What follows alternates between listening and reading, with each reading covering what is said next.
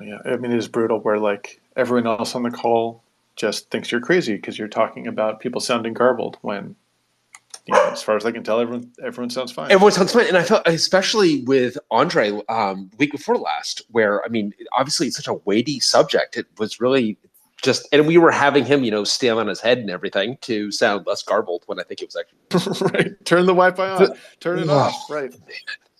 I know so we have actually, to revisit just a brief old favorite. Have you been watching any of The Dropout? We've talked a little bit about this. No. I know I need to, but I have not yet. God, it's so good. It's so good. It is so good. And I know parts of it are fictionalized, but they have been fictionalized so deliciously and so plausibly that it's great. You've got to watch The Dropout. But The Dropout is on Hulu. Hulu has a lot of problems. And much to my, and especially my 14-year-old, whom I'm watching The Dropout's chagrin, many of the Hulu problems can be solved by power cycling the television. Yeah, exactly. And so, and of course, in the modern day, turning the television off does not power cycle the television. That merely turns off the screen, right? It's like, no, right. You got to go to the corner to the pole and totally, the two-phase or whatever. Totally, exactly. So, and of course you do this, and it's kind of disgusting that all this works. Anyway, I wish you didn't have to power cycle so many things. I'm embarrassed. We haven't arrived yet. No. I mean, I've even got it worse with the unforgiving 4-year-old. When the audio cuts out from Netflix inexplicably, and you're like, "Let me just go to the breaker to turn off the TV." Not a lot of forgiveness there. But what are we teaching our children? We're teaching our children to reboot it. We're not teaching our children to debug it because I can't. It's very disturbing lessons. Disturbing lessons. But so like with many things DST, we got on this when we were very hot on this subject, and now time has faded. And you're like, oh, what's that a couple of weeks ago? Well, right. But I think we got here because I was having a hard time waking up my teenagers post DST. So daylight savings time started, 2 weeks ago now in the US. And in 2007, daylight savings time was moved to start earlier and end later, which if you are a parent of children, I think this is brutal. I think the week ago, whatever it was, 2 weeks ago, I think that's the hardest week of the year for a parent. But Adam, do you not agree with that? Did you not have a hard time waking your kids up? No, I mean, I did have a hard time. Just getting our act together for T-ball and then for high school the next day. Yes, hard. But when I saw the legislation passed in the Senate, I got excited, not because I am a DST fan or a standard time fan, but just pick one and stick with it. Pick one and stick with the fan. Okay, so your view on this is just like, I want to stop changing every year. That's right.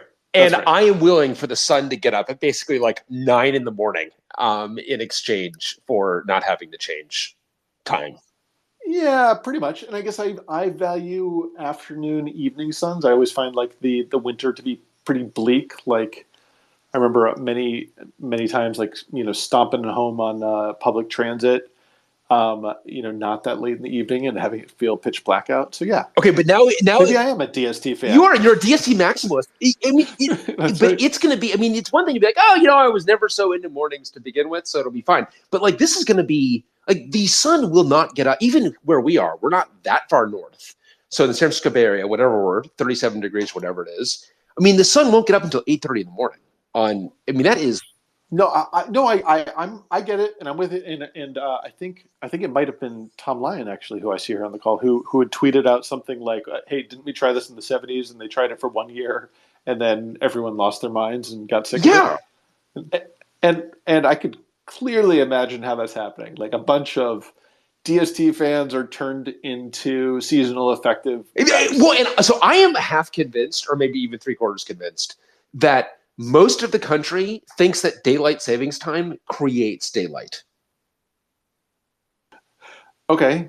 I think that people are thinking no, the legislation that the Senate is considering is, should we have year-round summer? That is what we're actually considering. And I think shouldn't we do the opposite to fight global warming? Like, I don't know. I think it would be lovely to have the sun set at 8:30 p.m. on Christmas Day. And it's like, that's not what it is. That's not where we are on the sphere, folks. I mean, so that I find, I don't think people are kind of like thinking it through. That's just what's driving me nuts. That seems like, I count myself among them. That seems like the only explanation as to why not go for standard time, right? Is this idea that you're creating daylight, like that I don't understand. Unless it's just like a desire to be different from the rest of the world. Why not just go for standard time? Right, exactly. Because what you're basically saying is, look, when time zones were created, it was just like an off by one error. They got everything. It's like, I don't really buy that, you know? I don't. So. And I'm with you also, like that solar noon is at 1. Like I get it. I'm not that into that. That's fine. So, okay. So, and I get it. Like, changing it kind of sucks. I think that standard time, and I get that, you know, standard time, the knock on standard time is that in northern latitudes, the sun is going to get up like hella early. I mean, it is going to be a very, very early sunrise, right? It'll be whatever it'll be. I think it's like, right now the sun gets up at like 5:30 in the morning where we are on the summer solstice. So, okay, a 4:30 a.m. sunrise, I'm with you. I kind of think that like shifting the clocks is not a bad compromise, unfortunately. Hold on. I know. So I mean, but even just like the from the software perspective, like how nightmarish is daylight savings time? I think it's crazy.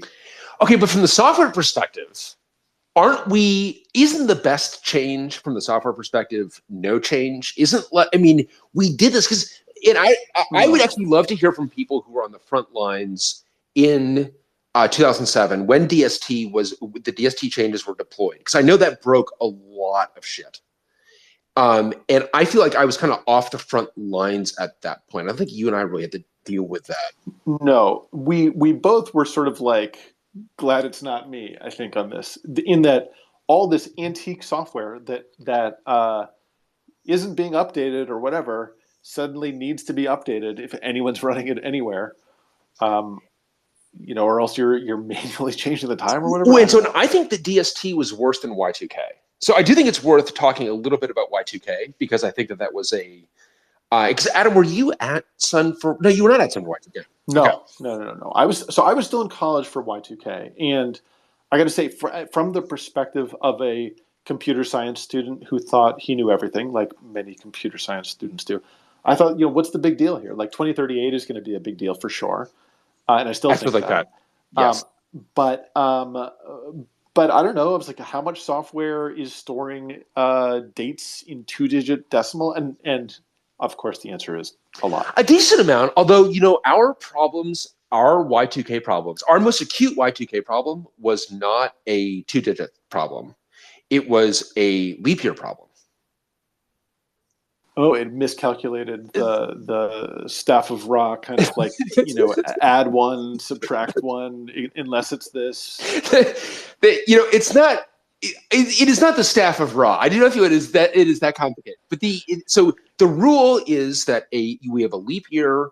I mean, and the fundamental fucking problem is that the amount of time it takes our little sphere to take a lap around the sun is not an even multiple of the number of laps we take, and the number of times the sphere spins around, which is very problematic. It is really, really, really, really annoying. Okay, but it's worse than that, Brian. It's not constant either. Okay, leap seconds. We are coming for you later, leap seconds. So don't worry, we are coming for leap seconds. But that's right. It's not constant either. But so this is a very pesky and annoying problem. Every 4 years, we inject a day. We inject February 29th to kind of make up for it, but as it turns out, that's not totally correct. And that's the Julian calendar. The Gregorian calendar is the observation that no, that's not totally correct, and it's almost correct, but not quite correct. And every 100 years, you've got to take that day back. So every 4 years is a leap year, except for every 100, which is not a leap year. Okay, except for every 400, which is a leap year. So So 1600, 1200, and 2000 are leap years. They have February 29th. And we had a lot of software that was keyed off of 1900. So it incorrectly said that 2000 was not a leap year. Which, I don't know. Is that surprising? I'm not sure if that... it was surprising to me that, like, how would you encode the kind of, like the first rule, and then, like, the kind of, like, the subtle rule, but then not the third... You're like, blah, blah, blah. I'm sure that's enough. Like, Right, why does this document keep on going? It's like, okay, wow. It's like, no, there was another page. Did you got to go to, like, what do you mean another page? Whatever. It's quitting time. Right. It's like you're getting out of the exam. Like, what did you get for problem 6? It's like, there wasn't a problem 6. It's like, no, there wasn't. Right. So, yeah. And so in particular, have you ever used the @ command? Yeah, for sure. Okay, someone was asking earlier, like, what's the oldest piece of software you use? Do you actually, wait a minute, do you actually use the @ command? No, have I used it? Okay, yes. That's better. Do I use it? Okay. No, because I feel like I know enough to get directions away from it. Like, I feel like every document like describing @ is like, you should not use this. Like, this is unsafe at any speed. If you're considering it, consider something different. And I've read on and then not used it in anger. I've been like, oh, what's this do? Well, that is, you're very wise, because the @ command, in particular, the @ command, like, tries to be friendly in some strange ways. So @ is a command that allows you to run a job. They say at a specific time, but it's like, it's not a specific time, because you've got all these ways of expressing time relatively. So you can say, I would like to run this a month from now. It's like, well, all right, what does a month from now mean if you're on the 31st day of a month? Like, what does that mean? But is a month from now, is that on there is no 31st day of the next, or if there is no 31st day of the next month? If it's January, what does that mean for February? And in particular, we had a Y2K problem that if the Y2K bug only surfaced in one command, the @ command, if you use this weird plus n month syntax, and you ran that on the 29th day of one of the days in 1999, so January 29th, February, not February 29th, there's a February 29th, March 29th, and so on, one of those 11 days, and your target day was February 29th of 2000, which did exist because it is a leap year, it would run it on March 1st. Like, that was the bug.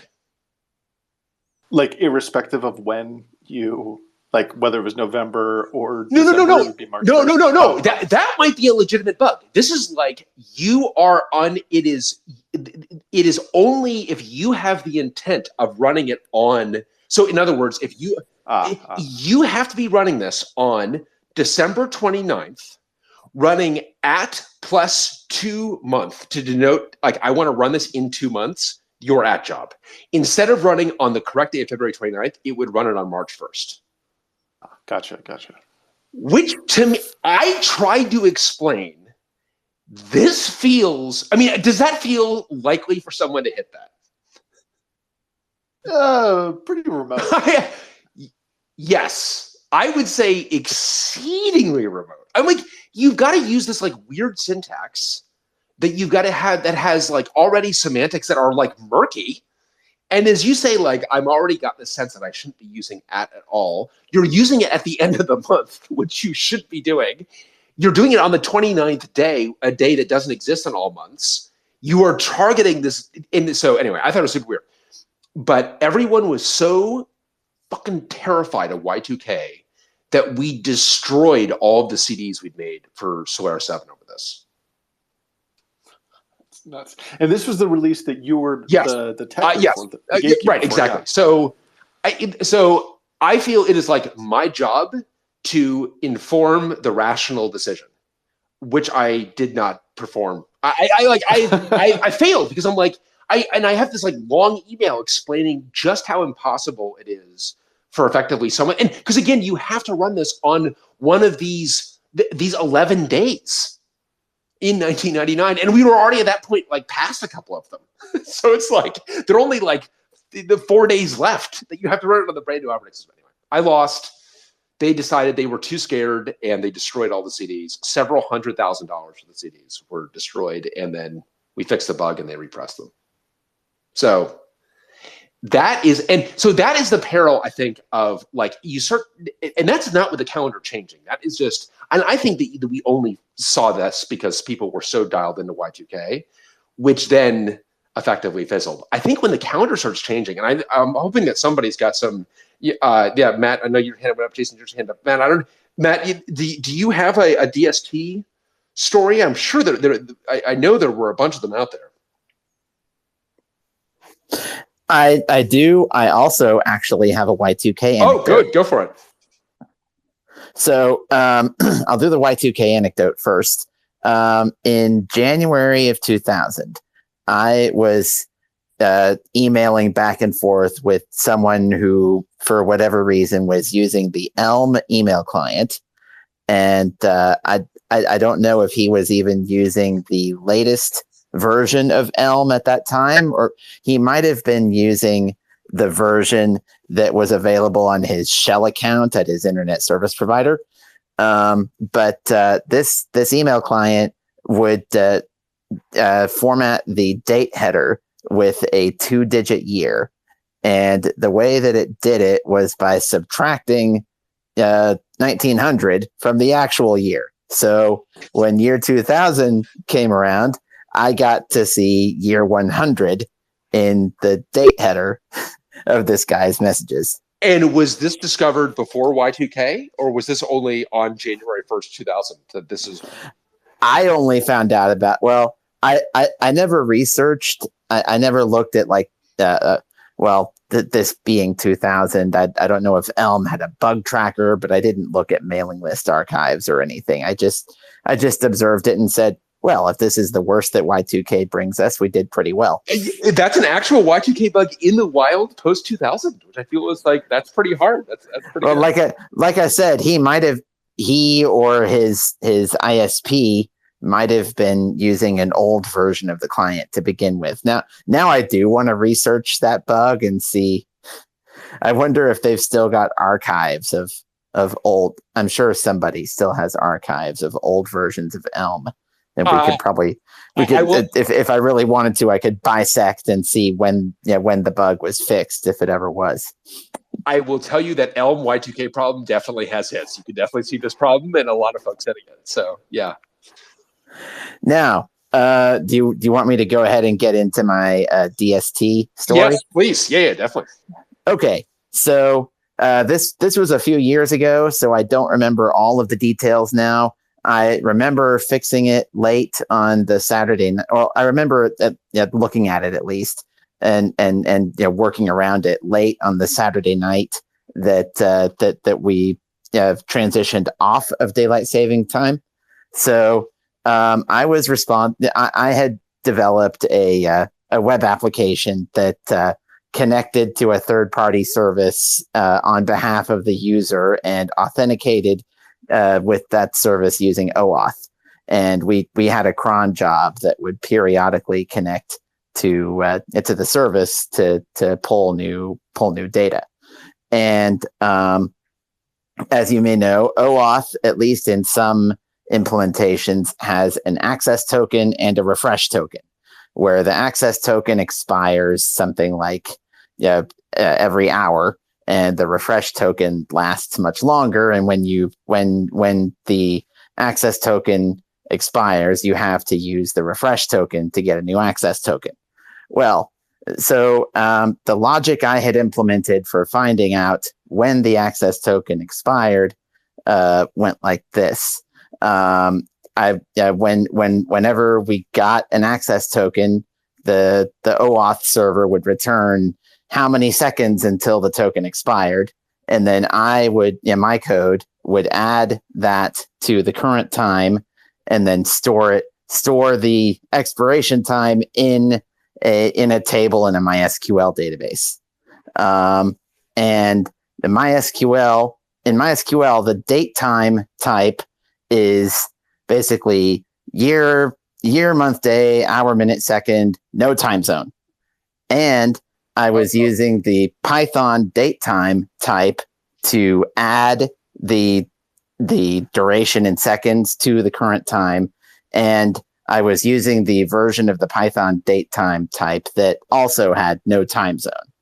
So Saturday night, we're getting ready to go off of daylight saving time, and that's the time when 1 a.m. occurs twice, right?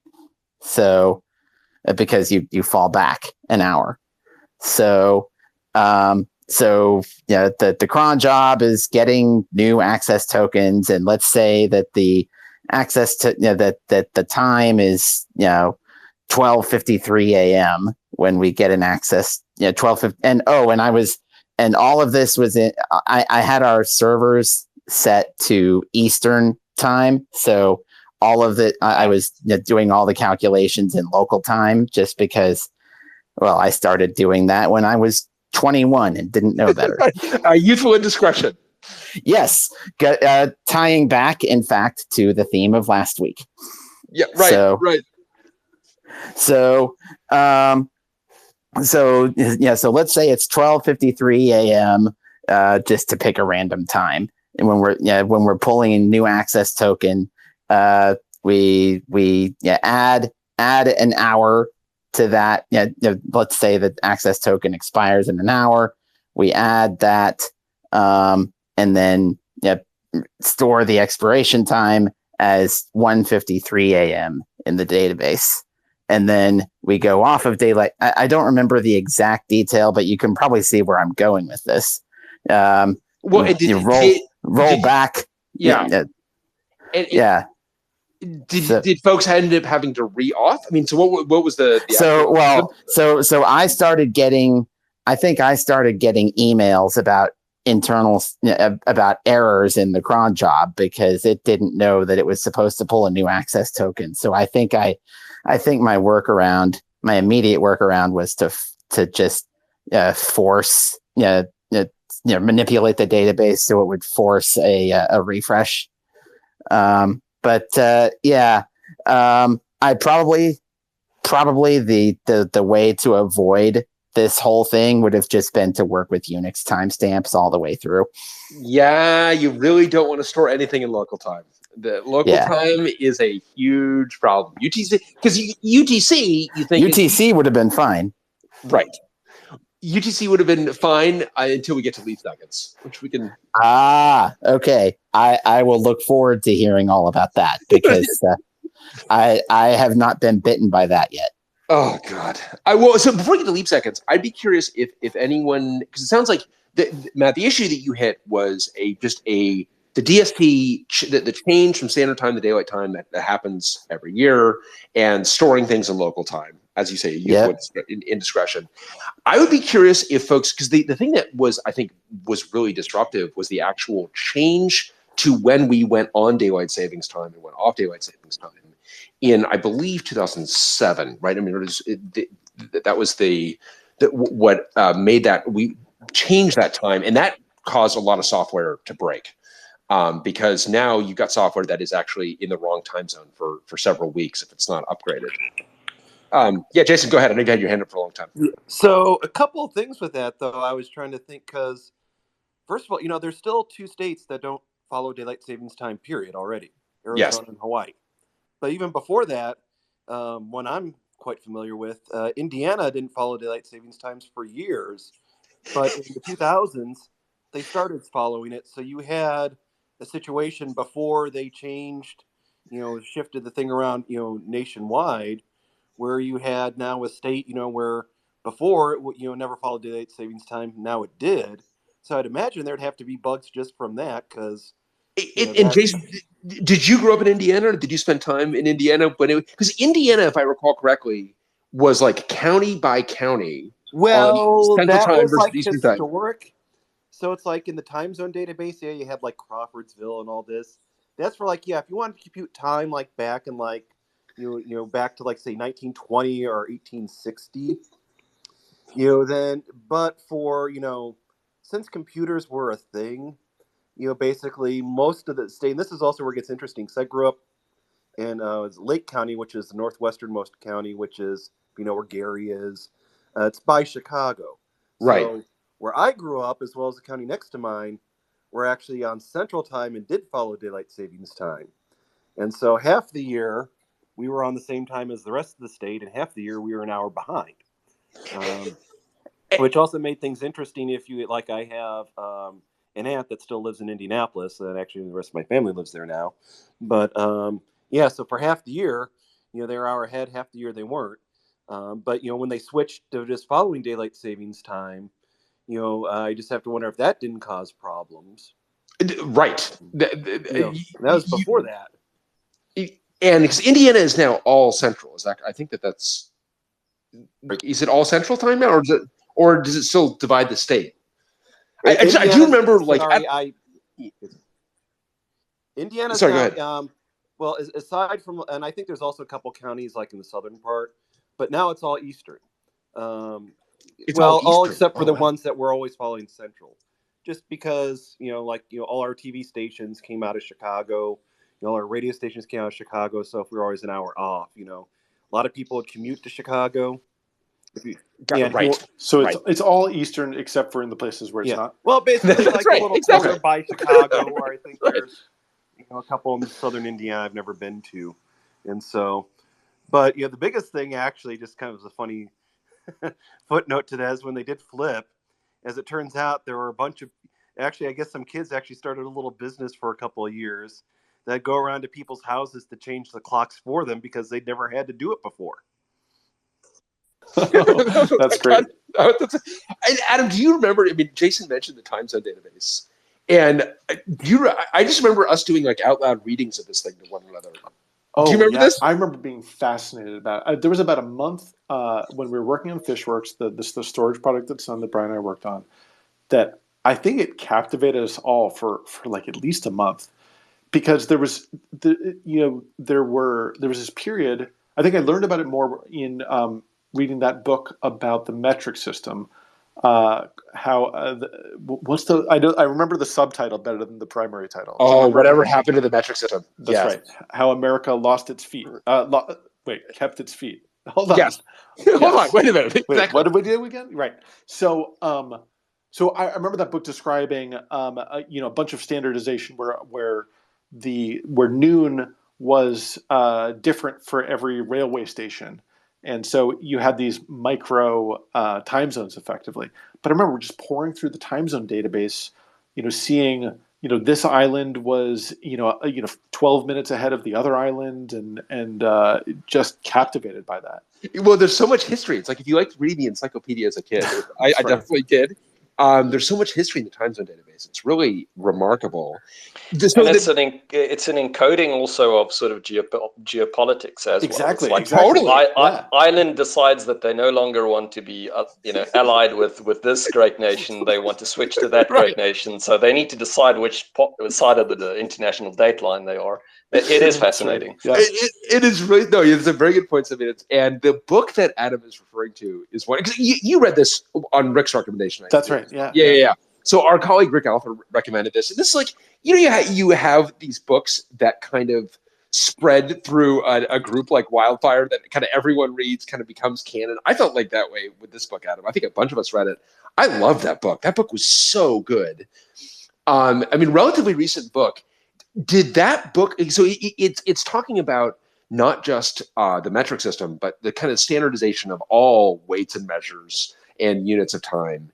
Did that? So in particular, that book talks a lot about the fixed calendar, the idea of a 13-month calendar where each month contains 4 weeks, and then that all that adds up to 364. So you have to inject blank days, 1 blank day 3/4 of the time, 2 blank days, roughly 1/4 of the time. And then, Adam, I love that. There were a couple of different proposals for metric, for different calendars that were different levels of standard, whether it was 4 weeks or 30 days, and all of them had this like slough to deal with, which I really enjoyed. And most of them were like, make it a holiday. Like make these like days beyond time, which I also really enjoyed. They're like, well, what are you going to do about it? Like just give people the day off. Okay, so and did you start to advocate that to others? I felt like I was like, this idea is like zany, but I floated it by the kids, and I mean, they definitely you sound bonkers when you're advocating a 13th month, but it's kind of interesting. I think that the problem is that it means that like if your birthday's on a Thursday, your birthday's on a Thursday for all eternity. I hadn't thought about that part. Or if you're like in this interslip period in a land without dates, that you're always in this like holiday season. Right. And now like if you are someone who's like, Thanksgiving sometimes falls on my birthday, but sometimes it doesn't, as it does with my wife, Bridget, it's like now you're either going to always get nailed or always not get nailed. And I don't know. I think it's intriguing. Do you remember why they didn't end up adopting it? No, I don't remember there being like a particular reason. Well, it's like, I feel like this is so telling. This is like such a software analog. Because there ended up being two different schemes that are basically similar. One was dividing the calendar into 4 quartiles, and each quartile had 30, 30, and 31 days. So each one had 91 days, and the other proposal added this 13th month. But they both had the same property of injecting these blank days and so on. And these two groups of people, of course, hated one another's guts.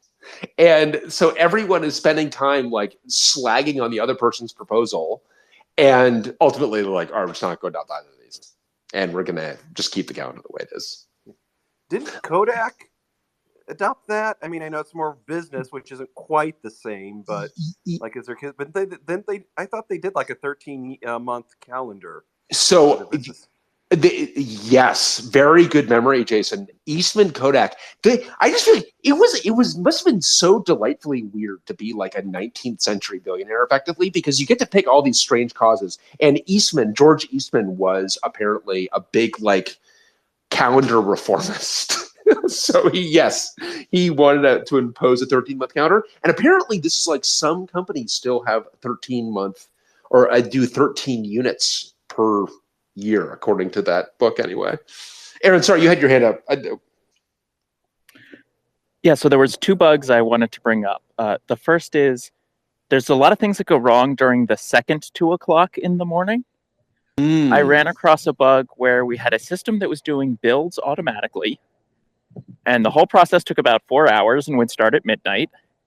And it turns out if there's 2 o'clocks in the morning, and you have some parts of your build happening on Linux and some parts of your build happening on Windows, Sigwin's CMake will think that things are in the past that are actually from the future. Oh, wow. Because it's the second 2 o'clock in the morning, and it thinks that the stuff that was already built was actually from the future because it was done at 1:59 of the previous 2 o'clock in the morning. Okay. This is exactly, Brian, why I think like I'm not for DST or standard time, but just one time, because anytime I was like programming cron to do nightly builds of whatever fashion, I just like, well, I don't want to do it at midnight because my colleagues might still be awake and doing stuff. And I don't want to get anywhere near 2 a.m. because then I'll run afoul of this stuff. So I'm going to start building it like, and then if you start pushing it to 3 or 4 a.m., then you start bumping into your colleagues on the East Coast who might be wanting to use it anyway. So you don't like the fact so that the beauty of this, it actually that built and released binaries that we had to deal with for about 6 months because there were binaries that were released in an inconsistent state into the world. Oh man. Okay, so Aaron, how many years did you debug the same problem? You'd be like, God damn it, I feel like I've debugged this problem before. Wait a minute, a year ago I debugged this problem. I feel like it would take me like 3 or 4 years of debugging the same problem before I retained it. So what we did was the second time this happened to us, a year after the first, we added new rule to the build system that it would not build anything at 2 o'clock. Like, it didn't need to know what things were what days of the year. It was just like, you know what? 2 o'clock's a bad hour. Let's just not. Okay, so this is Adam's approach. This is just like... That's right. The only way to win is not to play. Yeah, hey kid, well, stay off at 2 a.m. But this is still my second favorite. Sorry. My favorite one was Go, a bug Aaron. that actually came from a contract I had, which was I ended up starting at a startup on leap day that had a standard language contract that said your equity vests on the same date on the following year. Oh no. So the day in which my equity would theoretically vest was not a day that actually existed. And it was just like, that's... So you got to read those startup contracts. I take it from your light tone that either the issue was resolved or the company went nowhere. Clearly, you did not end up having to leave a life-changing amount of money on the table because of this issue. Did you get it resolved, or how did they resolve it was resolved by the company not existing anymore.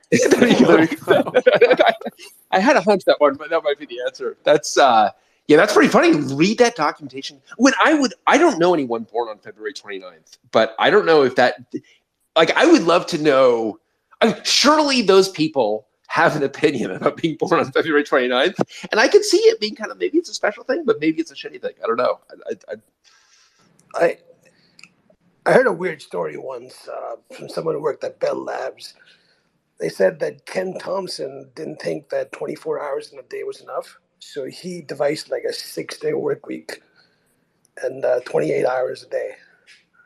Okay, so now is he? So this is an interesting. Is he just going to ignore the sun and the fact that we're just going to I'm going to take the existing 168 hours and just divide it differently into days that I have invented? Is that what he was doing?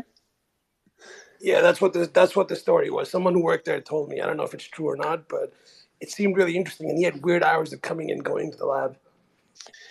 Well, that would actually make sense. That was like when I was actually first working for Sun with Jeff Bonwick. Bonwick worked super strange hours, and I was working on like a 28-hour clock, and it was very difficult to have a life when you are not lining up with the sun.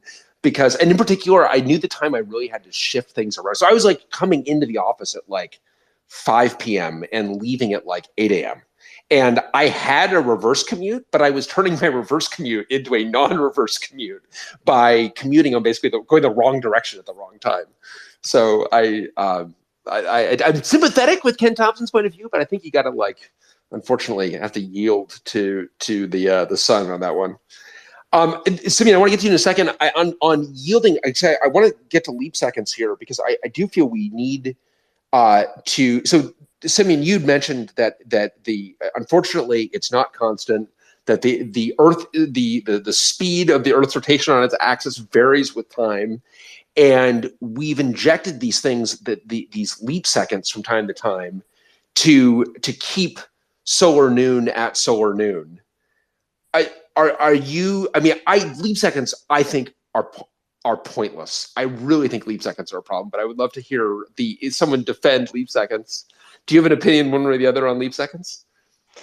I guess a weak one. I mean, it kind of makes sense. You have a calendar that aligns with astronomical time.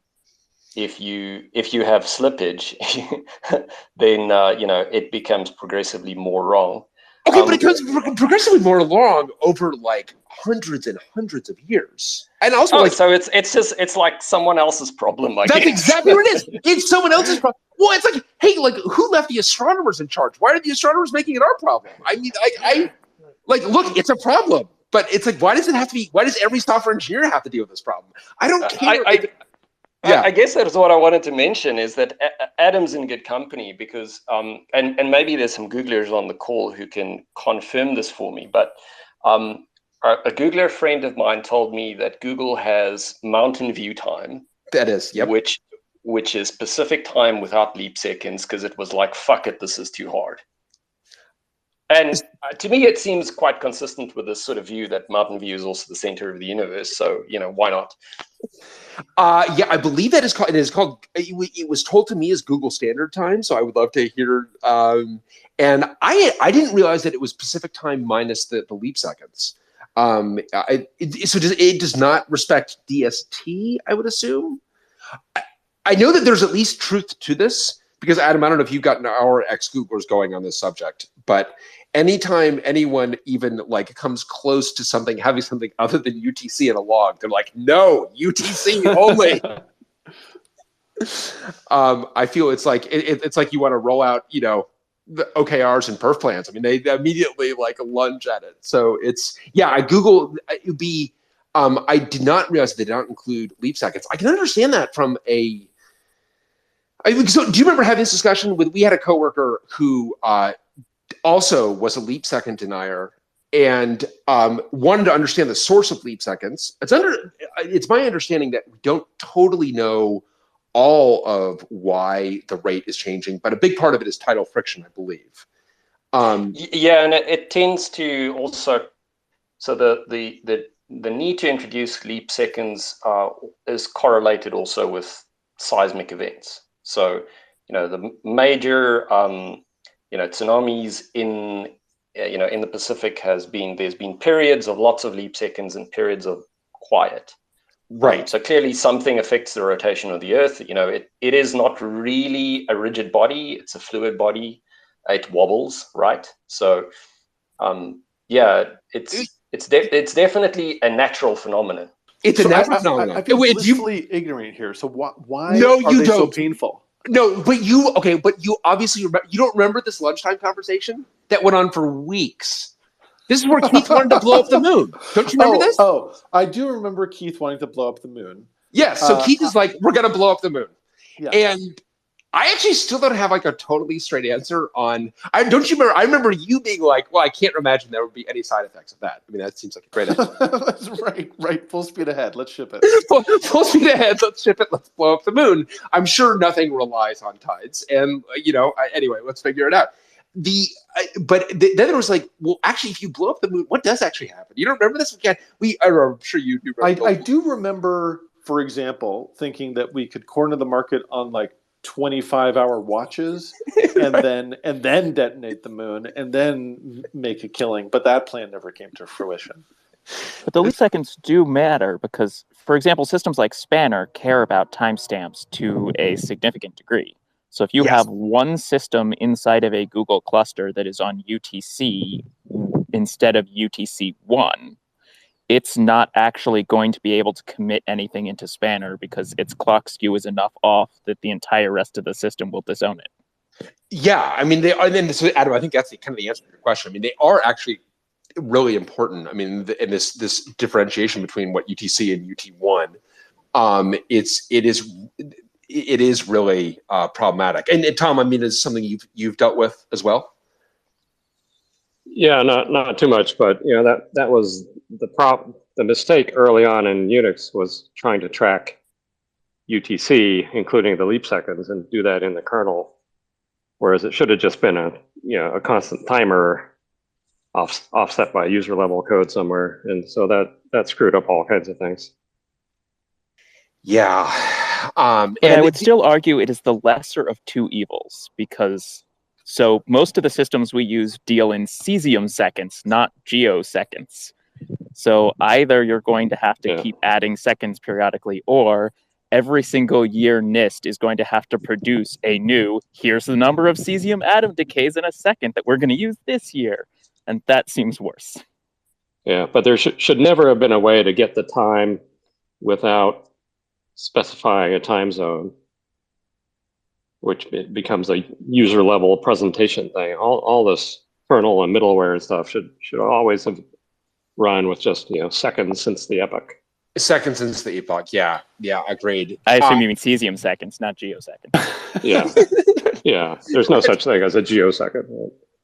Yeah, and even the way that you arrive at what is the universal time in cesium seconds is, it's kind of interesting. It is determined a month in arrears by averaging 400 atomic clocks, adjusting for their altitude because of the gravitational well.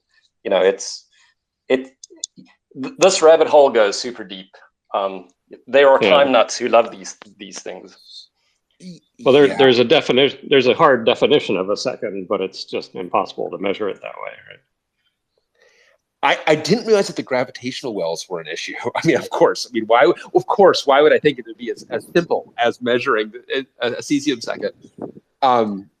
It does get relatively complicated. Oh, And then this gets really complicated if you're maintaining GPS and trying to tell the satellites what time it is so they can tell everyone else what time it is.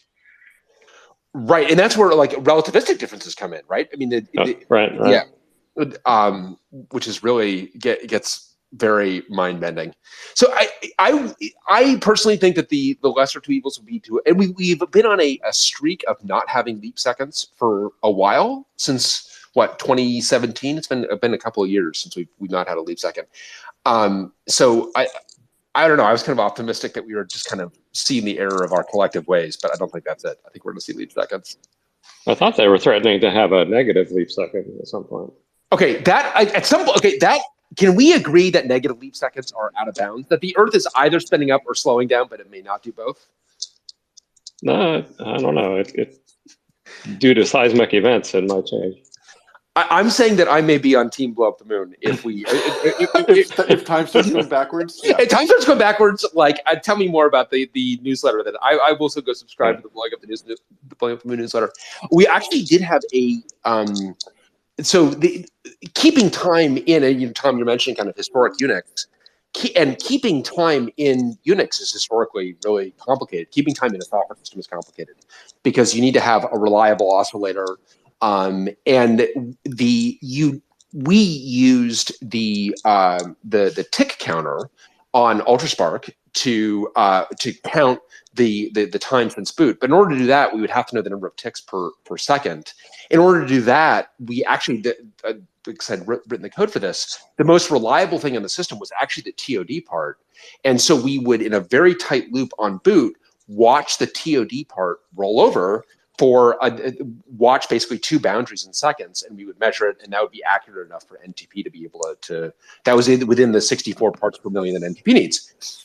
Well, no, that was very funny. So we had we replaced. They made a replacement of a different TOD part, and this TOD part, if you queried it too frequently, it would freak out, and the seconds would roll over. So I get this call from the manufacturing facility, and God only knows what route they did. I mean, they found the right person at the company. They're like, "Hey, we understand that you can help us look at a time problem." I'm like, "Yeah, sure. I'm the right person. Like, what's going on?" And they're like, "Well, could you just log into the system?" I'm like, "Sure." I log into the system and I run the date command, and it's like the year 2375. And I'm like, "Is it the 24th century? Like, what is going on this box?" And like, "Yeah, we're hoping you could tell us because time is passing very, very quickly." So then you run the date command again, and like 18 years has passed in a second.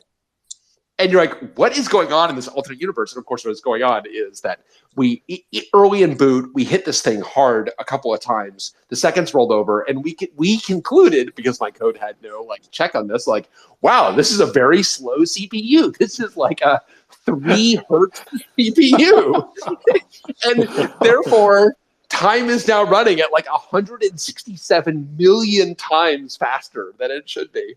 I can tell you that. I want to mention, IBM has had the virtual machine system for a long time, but one time they hacked it to do virtual time, so they could run benchmarks, assuming things were running different speeds. Very clever. Of course. I mean, leave it on IBM to both invent virtual machines and then also invent the way to manipulate virtual machines to make a benchmark look good. That's pretty funny. So I have other folks are there other time war stories? Because I'm curious about what if we decide to go to hopefully all standard time and not all daylight time, what would be the IT ramifications of that? Is that going to be, and also 2038 actually is another one. Adam, you made reference to 2038 earlier. Maybe it's worth describing that problem a little bit. Yeah, time for a long time has been represented as seconds since the Unix epoch, since January 1st, 1970, right? And as I recall, it was for many systems it was stored as a signed value. So we have 31 bits of representation, and that rolls over at some point in 2038. Which feels like a much more common pathology than the Y2K problem. Now, since then, the representation has gone to 64 bits or 63 bits, or 64 bits signed rather. but I think there are probably a lot of systems out there that are still susceptible. At least that's my gut. Yeah, that's my gut by the too. way, the Y2K problem was a real problem on mainframes, where the year day format was very, very common. Well, yes, and Didn't one of the IBM chips have to appear like in hardware? Aaron, you're breaking up for me on that. I'm not sure if you're breaking up for me others. too. Yeah. I thought one of the IBM chips actually had dedicated hardware that was in the 2-year dates. What you may be recalling, or maybe you heard this elsewhere, but after Y2K, I was meeting with the CIO of a big bank who had told me that 45% of their Y2K problems came from a single platform. So you can imagine I was on the edge of my seat. And that was from the IBM 1401. So in the IBM 1401 and 1410, there were only 2 digits. But to me, that was actually, it was an incredible moment for me, because this is again in 2000. This is a machine that is, at this point, I'm an adult. I'm a young adult, but I'm an adult. And the 1401 is a machine that was too old for my father to have worked on when he was an undergraduate. So this is a machine. I mean, Tom, you probably never worked on the 1401, right? I mean, that is way too old. Right. Yeah. No, it shipped in 1960. Right. So but it was popular. It was very popular, but the fact that the software had outlived the hardware was a big aha moment for me personally, of like, wait a minute, this software is still running in production. And this is hardware that is moments after the big bang of software.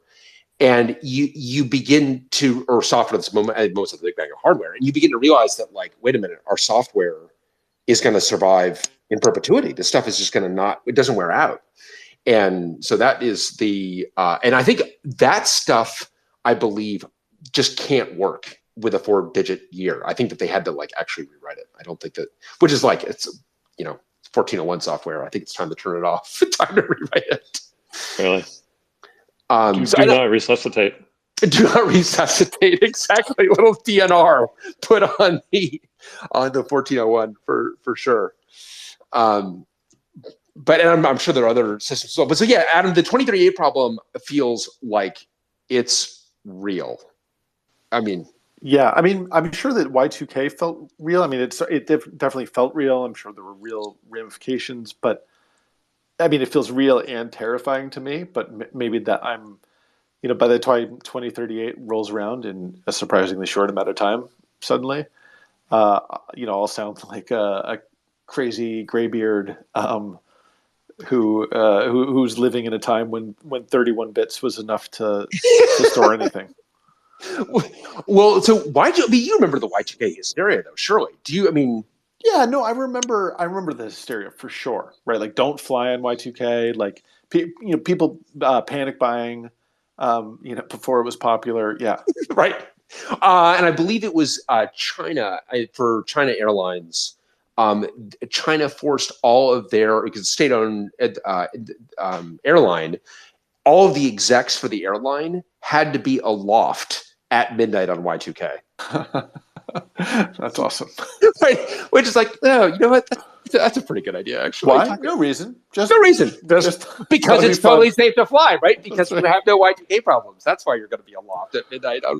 But the Matt's kind of Elm problem aside, there were very few actual problems, but I think there were very few actual problems because we did focus on it so much. I mean, I think that's part of the reason so with 2038, 2038 is not that far away. I mean, Adam, we are much closer to 2038 now than we were when we started our careers.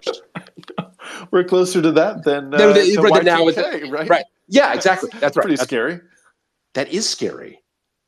GPS also has a weak number. I think it's a 10-bit weak number that rolls over every 20 or 40 years, and that's it's particularly funny because when we've talked about GPS on these spaces before about how GPS really needs good time. I mean, it's like one of the 4 variables that a GPS receiver solves for. So it's kind of weird to build GPS with a time rollover problem built into it.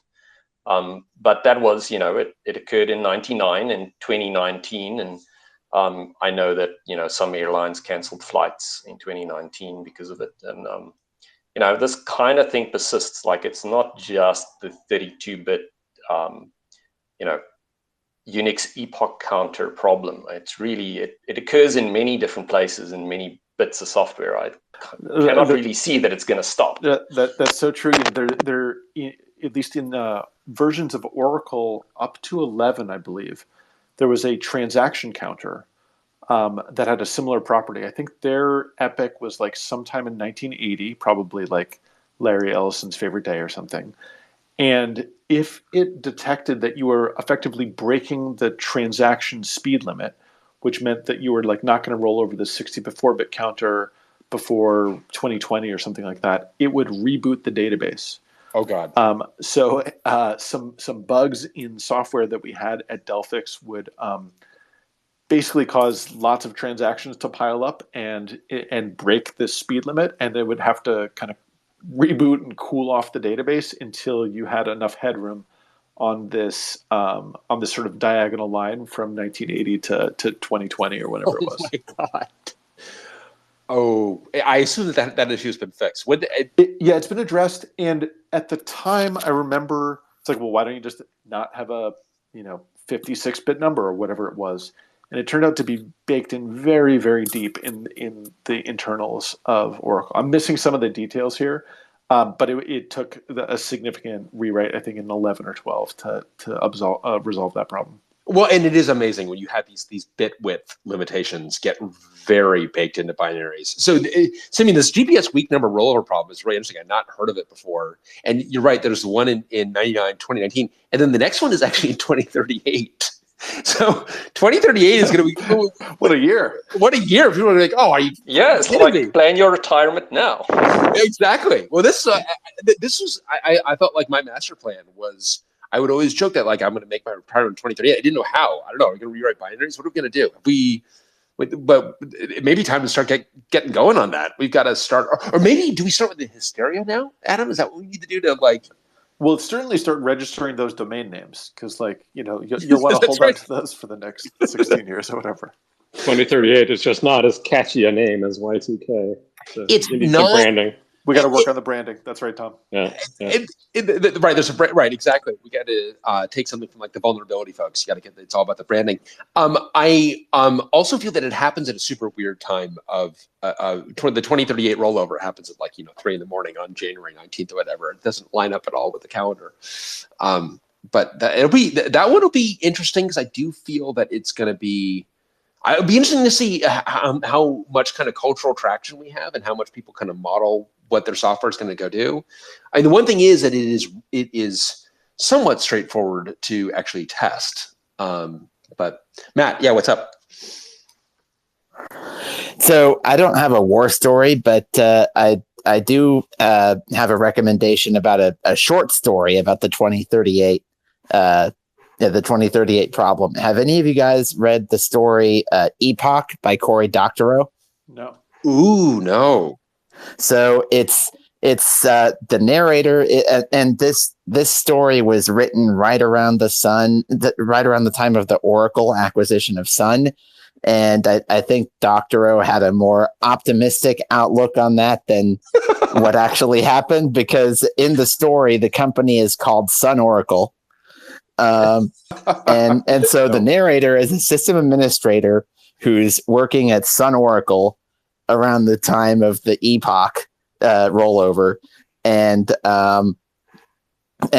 he is responsible for looking after this AI that was developed by a research team a while back. And I won't spoil it, but let's just say that it involves the AI and a patch to fix all of the 32-bit systems out there.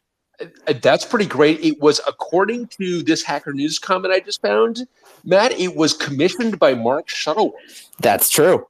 I'm not sure if that's as true as a Hacker News comment, but it's, wow, interesting.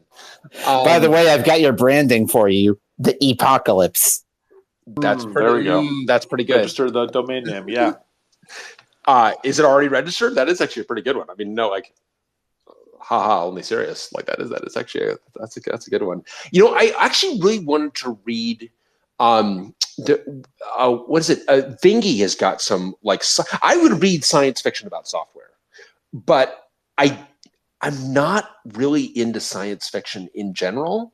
So like I would like science fiction about software that does not involve like, you know, civil wars and galaxies and, you know, starship cruisers. You know what I mean?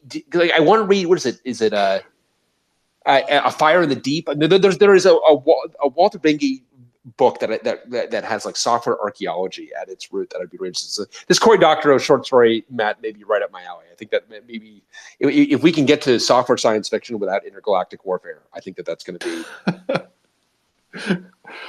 Brian, you know, I was thinking back to some of the other Fishworks workarounds and pedants that we were. Do you remember we baked in so we had some like cron-like facilities in there for scheduling activities on the last day of the month, the second to last day of the month, and the third to last day of the month. Do you remember the terms that we used for those?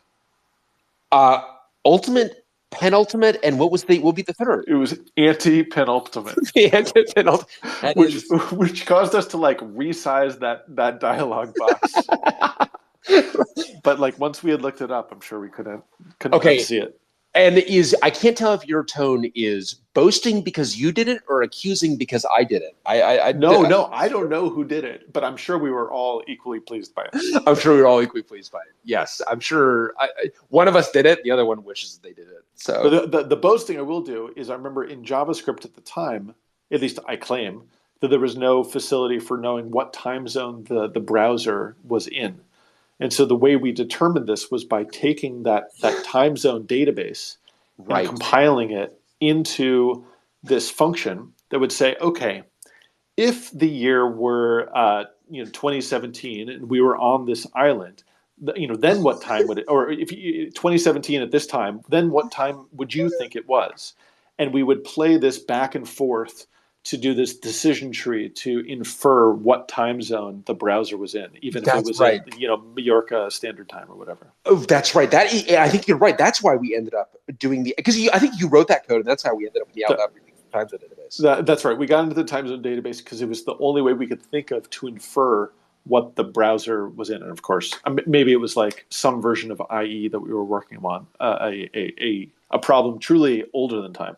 And we were living in such sod houses. I mean, we were because that was like very early. It's 2006, 2007, 2008. I mean, it's very early for writing things on the browser. And I mean, obviously Google and others had kind of paved the way here to a certain degree. But boy, discovering just how much was missing on that. Because just as you were mentioning JavaScript, I was reminded of the fact that January is the 0th month in JavaScript. It's like, come on, no, but what are we doing here? This is like the day starts at 1, if I recall correctly, and the month starts at 0. It's just what a well, time is pretty frustrating. So Adam, I know, speaking of time, I know we want to. I know we want to be mindful of the fact that you're on childcare duty at the moment. So that's right, such as it is, right? And we were going to mention the top. Oh yeah, right. We can mention now that. Our New Year's resolution was to publish these recordings as a podcast.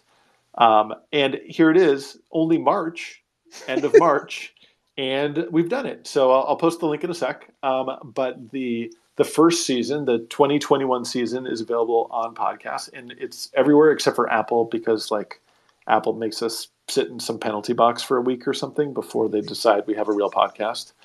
But it's all going to be available, and we'll start to trickle out the 2022 season as well.